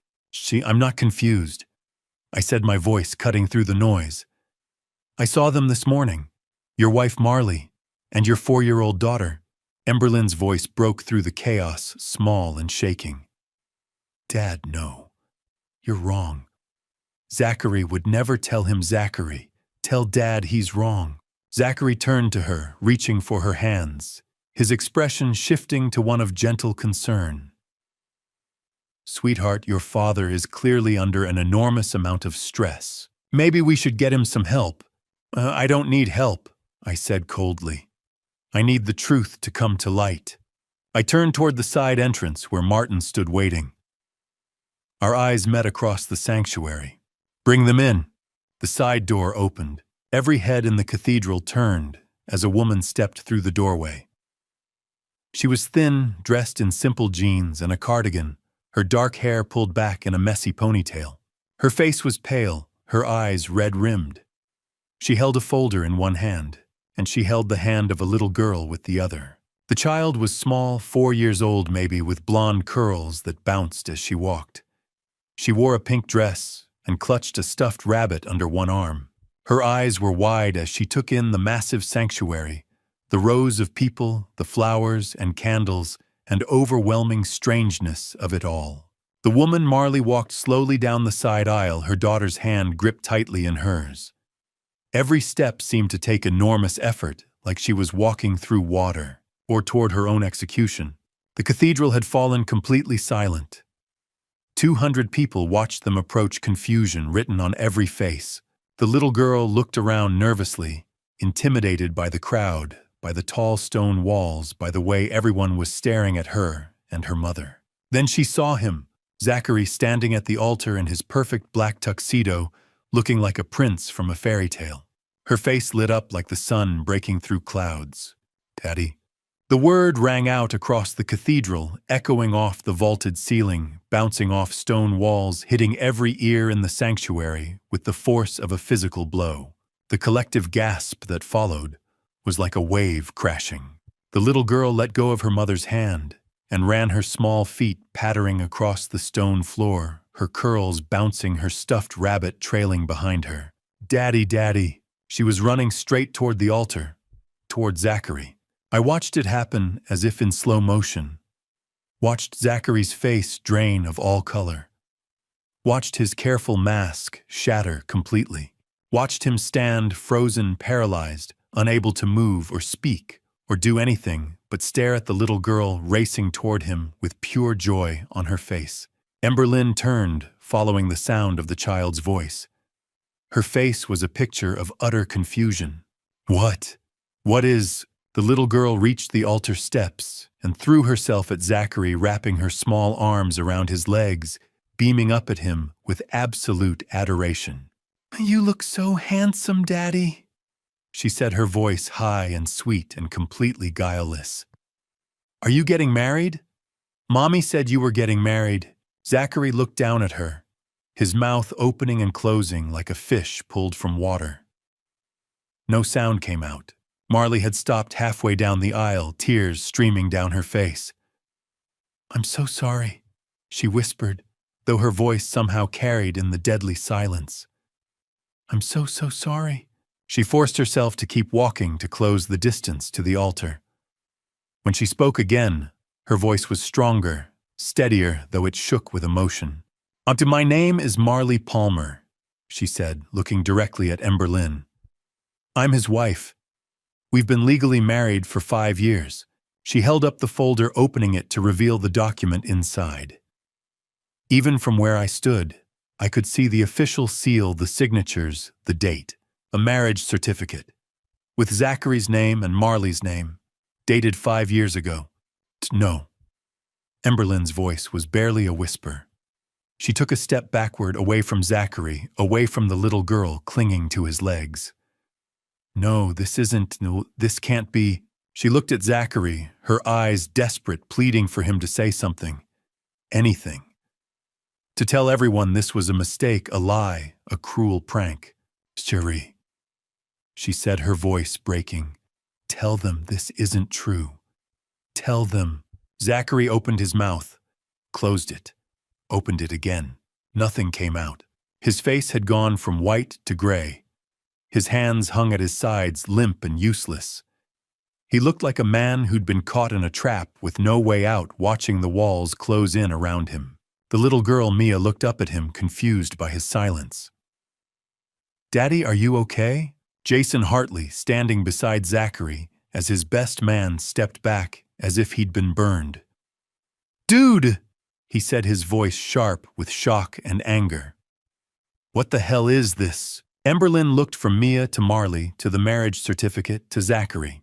Her eyes were wide, her face pale, her hands shaking so badly her bouquet dropped to the floor, white roses and lilies scattering across the altar steps. "Zachary," she whispered one more time. "Please, tell me this isn't real."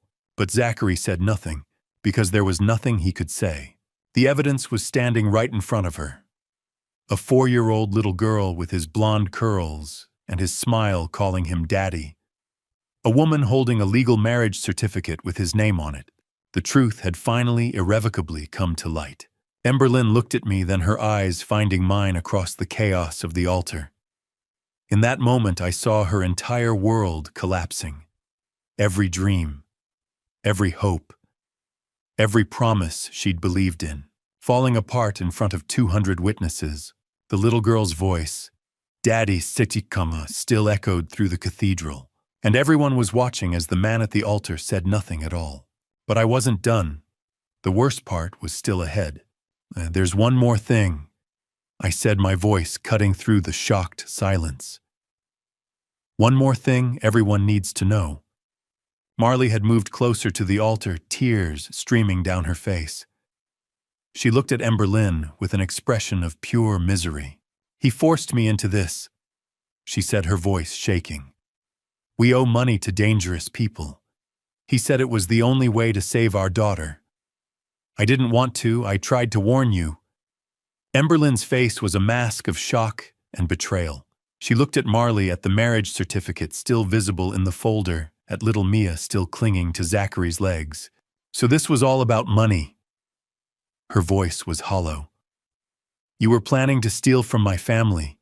Marley nodded, shame washing over her features. "I'm so sorry." Zachary seemed to realize he needed to regain control of the situation. His face shifted, taking on an expression of desperate sincerity. Okay, yes. I should have been honest from the beginning. He looked at Emberlyn, his voice softening. But I love you, Emberlyn. The money that was just to solve a problem, and then we could have had a real life together. Just you and me. That's a lie, I said coldly. And it's not even the worst lie. Zachary's eyes snapped to me, a flash of warning in them. Mr. Caldwell, I think you've said enough. I haven't said enough, not even close. I pulled out my phone, holding it up, so the guests in the front rows could see the screen. I swiped to the screenshots Martin had shown me this morning, the evidence I'd photographed and sent to the police. This morning, I said, my voice carrying across the stunned cathedral. I discovered something that even Marley didn't know about. I passed the phone to Douglas Whitmore, who was standing in the front pew, his face pale with shock. He looked at the screen, his eyes widening. He passed it to the person next to him, then another. The images began circulating through the front rows, gasps and murmurs following in their wake. Those are emails, I said. Encrypted messages, bank transfers, all from Zachary's laptop. I quoted the key phrases from memory, letting each word hit like a hammer blow. Martin, target 3 months post-wedding. Make it look like an accident. $50,000 on completion. The silence that followed was absolute. Deadly. Zachary wasn't just planning to take our money, I said, looking directly at him. He was planning to make sure I couldn't stop him, permanently. The word hung in the air like poison. He'd already paid someone a deposit, $10,000. The timeline was set, 3 months after the wedding. I turned back to the congregation, many of whom were now staring at their neighbors' phones, looking at the screenshots being passed around. That phone call you got this morning, Zachary, in the car, I heard it. Your contact was confirming the plan. Everything is on track. 3 months, not 1 day sooner. Those were your words. Douglas stood, his face ashen. Pete, are you saying he was planning to... He couldn't finish the sentence, couldn't say the word. Yes, I said. That's exactly what I'm saying. Emberlyn's hand flew to her mouth. She stumbled backward, nearly falling. One of the bridesmaids caught her arm, steadying her. Oh my God, Emberlyn whispered. Oh my God. Dad, he was going to... She looked at me and I saw the moment it all clicked into place. The rushed engagement, the quick wedding, the way Zachary had asked so many questions about my schedule, my routines, my habits. He'd been planning it from the start. You have no proof. Zachary's voice cracked, desperation bleeding through his careful composure. Those could be fake, photoshopped. You're trying to frame me because you never wanted... They're not fake, I said calmly. The police have verified them. They're waiting outside right now. As if on cue, I saw movement near the cathedral entrance. 2 uniformed officers had entered quietly, positioning themselves by the doors. Behind them, I could see more officers outside. Zachary saw them too. His eyes darted from the police to the evidence being passed around the congregation, to Marley standing there with tears on her face, to Mia still holding onto his legs, confused and scared by all the shouting, and then to Emberlyn, standing there in her white wedding dress, looking at him like he was a monster, like he was someone she'd never known at all. I watched the realization hit him. He was trapped, exposed. Every lie he'd told, every plan he'd made, every careful manipulation, all of it was out in the open now. There was no talking his way out of this. No charming smile or smooth explanation that would make any of this go away. He looked at the police officers by the door, at the evidence in people's hands, at me standing in the center aisle, the man who'd destroyed everything he'd worked for. His face went from desperate to panicked, to something cold and calculating, and then he ran. He shoved past Mia, who stumbled and fell with a small cry. He pushed past Reverend Reed, who reached out to stop him, but missed. He vaulted over the altar railing with surprising agility and bolted for the side entrance, the one Martin wasn't guarding. "Stop him!" someone shouted. The police moved, but Zachary had a head start.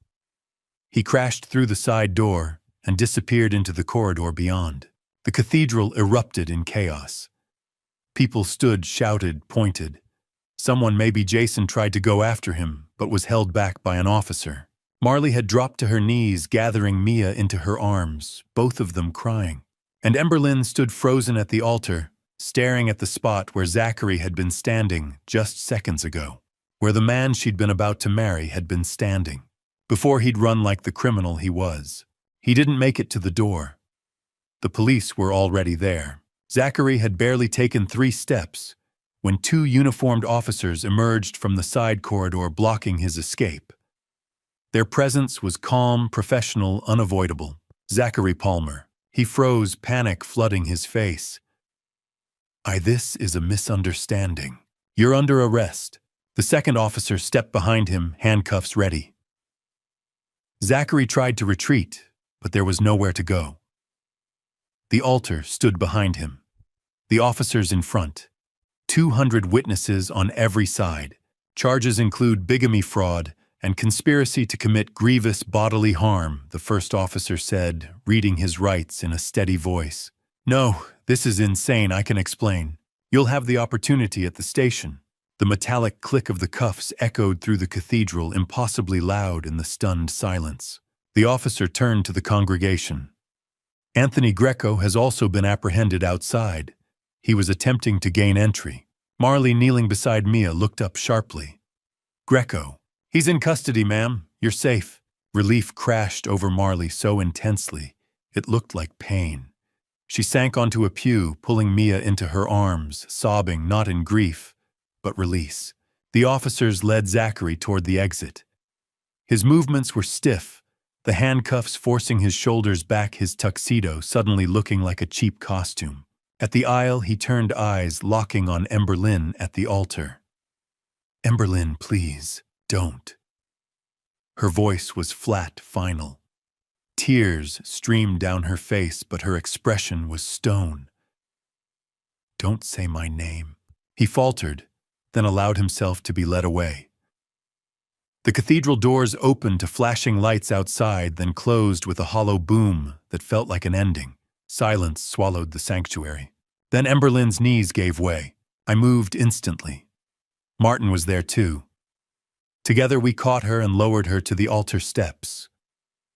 She didn't resist, just stared ahead, her wedding dress pooled around her like something broken. Marley rose slowly and approached, hesitant. "Miss Caldwell, there's something you need to know." Emberlyn looked up, eyes swollen. "Haven't you said enough? I tried to warn you." The words lingered. "3 weeks ago, I sent an anonymous letter to your office. I told you Zachary wasn't who he claimed to be." Emberlyn blinked. "There was a letter. I thought it was a prank. 2 weeks ago I called you. I reached your assistant. But Zachary came home early. He heard me. He took the phone." Emberlyn's breath caught. "That call. I heard someone say my name. Then it cut off. He threatened to take Mia if I tried again," Marley said, voice breaking. "Said I'd never see her again." Understanding spread across Emberlyn's face. "You were trying to save me." Marley nodded. "I was terrified, but I couldn't stay silent. I'm sorry." The warnings, Emberlyn whispered, turning to me. "They were real. You couldn't have known," I said softly. She looked around the cathedral at the flowers, the silent guests, the photographer frozen in place. At Mia quietly playing in the corner. Her wedding, gone. But she was alive. Safe. She turned back to me. "You saved me. Even if I hate you for a while. I'll accept that," I said. "As long as you're safe." "I thought I loved him," she whispered, then broke. I held her as she sobbed, just like when she was little. Around us, the cathedral emptied. Douglas passed with a grave nod. Marley gathered Mia and left with an officer, pausing once to look back at Emberlyn with regret and hope. Martin stood guard nearby. At last it was just us. "What happens now?" Emberlyn asked. "We go home," I said. And you heal." She nodded and leaned into me. Justice had been served, and my daughter finally understood why. 6 months later, I sat in my home office as afternoon light filtered through the windows. On my desk was a photograph of Ember Lynn taken just last week. She was smiling, not the same carefree smile she'd had before that November morning, but a real one that reached her eyes. I leaned back and thought about everything that had happened since the day at St. Benedict's Cathedral. Zachary Palmer had been sentenced to 25 years in prison, 5 for bigamy, 10 for fraud, and 15 for conspiracy to commit grievous harm. The sentences ran concurrently, but even with good behavior, he wouldn't see freedom for decades. Anthony Greco had been arrested outside the cathedral that same morning. The charges against him were extensive racketeering, extortion, loan sharking, and conspiracy to commit murder. He received 30 years. Authorities had been building a case against him for months, and our evidence finished it. Marley Palmer was granted immunity on most charges in exchange for her testimony. She received probation and a suspended sentence. The judge acknowledged she'd been coerced by threats against her daughter. She had tried to warn Ember Lynn. She'd done what she could. I paid off Mia's medical debt, all $95,000. I helped Marley relocate outside the city and set up a trust fund for Mia's education and health care. Caroline would have done the same. That little girl was innocent. Marley cried when I told her. She'd expected judgment, not mercy.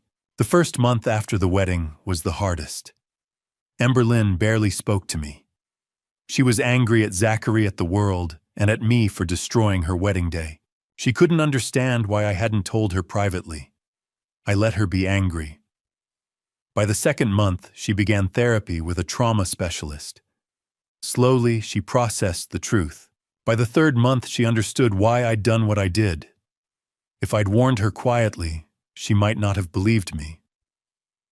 Now, 6 months later, she was stronger, wiser, not broken. There was a knock on my door. "Come in," I said. Ember Lynn stepped inside, wearing jeans and a sweater, her hair in a ponytail. She looked healthy. She looked like herself. "Hey, Dad. I'm always happy to see you. How was your day?" She sat across from me. "I met Marley and Mia for coffee." I was surprised. "You did?" "Yeah. Mia's doing really well. She still talks about the pretty church sometimes. Marley started a new job. She's trying." We sat quietly for a moment. "I need to say something," Ember Lynn said. "Okay. Thank you for saving me. Even though I hated you at first. You had every right to. I was angry because you were right," she said softly. "And I didn't want to admit I'd been so blind." "You weren't blind. You were in love." Her eyes filled with tears. "I keep thinking about Mom. She'd be proud of you." Ember Lynn smiled faintly. "I'm learning how to trust again. Slowly. Take all the time you need. I'm thinking about going back to school," she said. "Psychology. To help people like me. You'd be wonderful at that." We talked a little longer about the future.